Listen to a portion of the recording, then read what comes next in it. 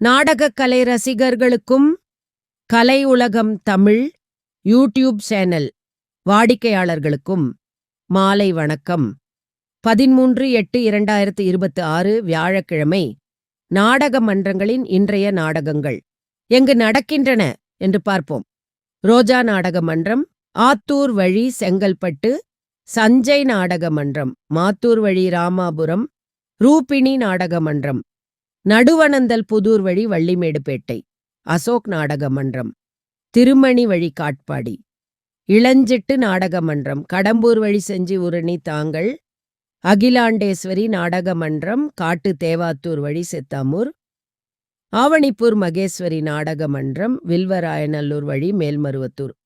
ஆவணி புரட்டாசி மாதங்களில் நாடகம் தேவைப்பட்டால் தொடர்பு கொள்ளுங்கள்.